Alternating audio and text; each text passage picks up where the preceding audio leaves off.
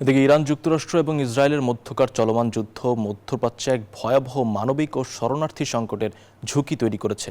জাতিসংঘ বলছে, যুদ্ধের প্রভাবে এরই মধ্যে ইরানের অভ্যন্তরে প্রায় ৩২ লাখ মানুষ বাস্তুচ্যুত হয়েছে।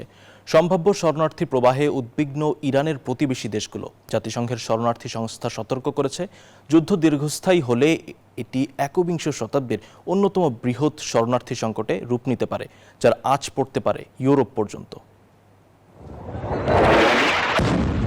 ২৮ ফেব্রুয়ারি থেকে শুরু হওয়া ইরান, ইসরায়েল ও যুক্তরাষ্ট্রের মধ্যকার যুদ্ধ মধ্যপ্রাচ্যের গণ্ডি পেরিয়ে বৈশ্বিক সংকটে রূপ নিয়েছে। প্রতিবেশী দেশগুলো নানান চাপ ও ঝুঁকিতে পড়েছে। মধ্যপ্রাচ্য জুড়ে বাস্তুচ্যুত হয়েছে লাখ লাখ মানুষ। শুধুমাত্র ইরানের ভেতরেই ৩২ লাখ মানুষ বাস্তুচ্যুত হয়েছে, এমন তথ্য দিয়েছে আল জাজিরা। পদ্মা সেতু, মেট্রো রেল এবং এলিভেটেড এক্সপ্রেসওয়ে নির্মাণের গর্বিত অংশীদার বসুন্ধরা সিমেন্ট। এতে উদ্বিগ্ন ইরানের প্রতিবেশী দেশগুলো। সম্ভাব্য শরণার্থী প্রবাহ মোকাবেলায় বিভিন্ন প্রস্তুতিও নিচ্ছে তারা। ইরান থেকে আসা শরণার্থীদের জন্য সবচেয়ে সম্ভাব্য গন্তব্য হিসেবে তুরস্ককে বিবেচনা করা হচ্ছে।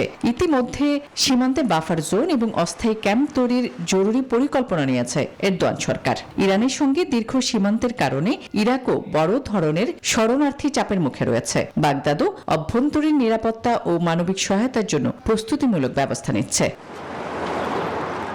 শরণার্থী সংখ্যায় উদ্বিগ্ন আর্মেনিয়া, আজারবাইজানও। আর্মেনিয়া জানিয়েছে, তারা শুধুমাত্র বিদেশি বা দ্বৈত নাগরিকদের সীমান্ত অতিক্রমের অনুমতি দিচ্ছে। বাহরাইন, কুয়েত এবং সংযুক্ত আরব আমিরাতের মতো দেশগুলো ইরানের ক্ষেপণাস্ত্র হামলায় লক্ষ্যবস্তু হয় ওই দেশগুলো থেকে নাগরিকদের সরিয়ে নেওয়ার প্রয়োজনীয়তা তৈরি হয়েছে। এই যুদ্ধ দীর্ঘস্থায়ী হলে একটি একবিংশ শতাব্দীর অন্যতম বৃহৎ শরণার্থী সংকটে রূপ নিতে পারে, এমন সতর্কবার্তা দিয়েছে জাতিসংঘের শরণার্থী সংস্থা UNHCR। সংস্থাটি বলছে, এর প্রভাব থেকে রেহাই পাবে না ইউরোপও।